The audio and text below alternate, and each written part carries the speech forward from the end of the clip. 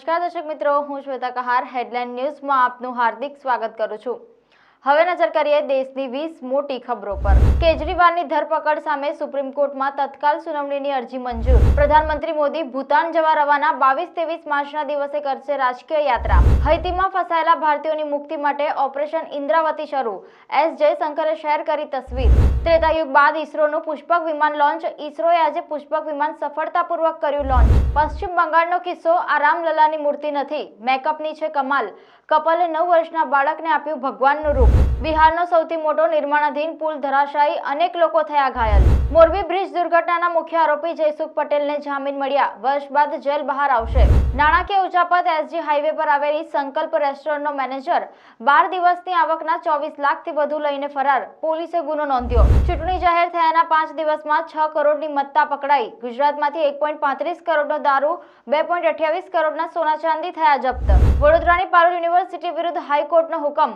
ખોટી રીતે એડમિશન આપવા મુદ્દે વિદ્યાર્થીઓને 12% વ્યાજ સાથે ₹10 લાખ ચૂકવવા હાઈકોર્ટનો આદેશ। 70,000ની નજીક પહોંચ્યું સોનું, ભાવમાં 5,000નો થયો વધારો। રાજકોટમાં સિંગતેલ અને કપાસિયા તેલમાં 110થી 140નો થયો વધારો। સિંગતેલના ડબ્બાનો ભાવ 2,840 થયો। કપાસિયા તેલના ડબ્બાનો ભાવ 1,740એ પહોંચ્યો। કળિયુગનો શ્રવણ પુત્રએ પોતાની ત્વચામાંથી બનાવી માતા માટે ચરણ પાદુકા। પહેલા કરાવી સર્જરી, પછી પોતાના હાથથી પહેરાવી। સુરત પાલિકાએ હોળી પ્રગટાવવા માટે ગાઈડલાઈન જાહેર કરી।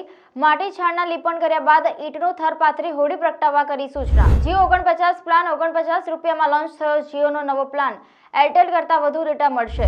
સપ્તાહના છેલ્લા ટ્રેડિંગ દિવસે શેરબજારમાં ઘટાડો। સેન્સેક્સ 300 પોઈન્ટ તૂટ્યો, નિફ્ટી પણ 70 પોઈન્ટનો ઘટાડો। આઈપીએલ 2024 પહેલા મહેન્દ્રસિંહ ધોનીનો નવો લુક। તસવીરો જોઈને ચાહકોએ કહ્યું, મહી સામે ભલભલા હીરો છે ફેલ। આઈપીએલ 2024 પહેલા મોટી જાહેરાત, ધોનીની જગ્યાએ ગાયકવાડ બન્યો ચેન્નઈ સુપર કિંગનો કેપ્ટન।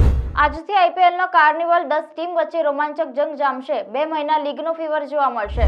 દો ઓર દો પ્યાર ફિલ્મમાં ફરી જોવા મળશે વિદ્યા બાલનનો બોલ્ડ અવતાર। તો આ હતી દેશની 20 મોટી ખબર। જોતા રહો હેડલાઇન ન્યૂઝ। નમસ્કાર।